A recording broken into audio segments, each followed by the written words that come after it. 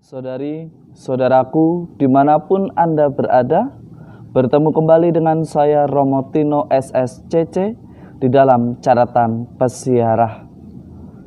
Seringkali kita merasa diri paling berhak untuk mendapatkan apa yang kita inginkan, sesuai dengan apa yang dijanjikan. Tetapi kita lupa melakukan apa yang menjadi kewajiban kita.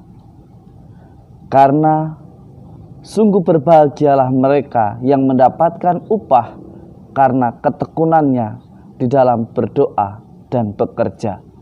Sebelum kita mendengarkan permenungan dari catatan pesiarah, marilah kita membuat tanda kemenangan Kristus. Dalam nama Bapa dan Putera dan Roh Kudus. Amin. Allah Bapa yang Maha Kudus, Engkau menganugerahkan kekuatan kepada kami untuk menjalani hidup kami. Semoga berkat pertolongan-Mu kami mempertanggungjawabkan hidup kami dengan gembira.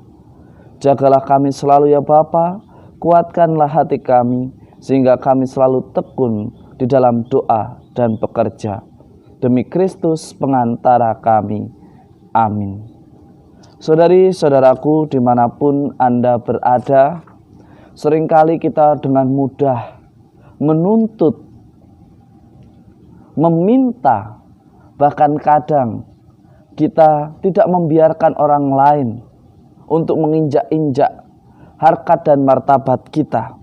Tetapi hari ini melalui surat kedua Rasul Paulus kepada jemaat di Tesalonika, kita pun diingatkan, jangan hanya kita bisanya menuntut, jangan mulut kita hanya bisanya mengkritik, hanya membuat keributan di sana kemari, seolah-olah kita yang paling gagah, kita yang paling berharga, kita yang paling patut untuk dihargai. Tetapi kita lupa sejauh mana kualitas pekerjaan kita. Apakah kita juga ikut ambil bagian di dalam ketekunan saat berdoa dan bekerja? Ataukah kita belum pada waktunya sudah ikutan bersantai, bermain medsos, bermain TikTok, sehingga menurunkan kualitas kerja? Ketika sang pengusaha tidak menggaji sesuai perjanjian, kita memprotes, tetapi kita lupa untuk mengintrospeksi diri. Apakah kita sudah bekerja full time sesuai kesepakatan yang dibuat? Ataukah saya sibuk dengan bermain TikTok, bermain dengan gadget saya? Ataukah kita sibuk dengan gibahin orang? Saudari-saudaraku yang terkasih, Paulus berpesan kepada kita, tidak patut kita mengambil yang bukan menjadi hak kita. Menjadi hak kita jika kita bekerja sesuai dengan kualitas, sesuai dengan persepakatan, perjanjian. Bukan hanya bisanya dengan mulut meminta, tetapi kita tidak pernah bisa melakukan yang terbaik di dalam pekerjaan kita. Jelas dikatakan, kami telah memperingatkan, barang siapa tidak mau bekerja, janganlah ia makan. Jelas yang disampaikan oleh Paulus di dalam suratnya yang kedua kepada jemaat di Tesalonika. Dan ini juga menggelitik dan semoga menjadi pengingat bagi kita. Sudahkah kita bekerja dengan tekun? Sudahkah kita bekerja dengan hati yang gembira?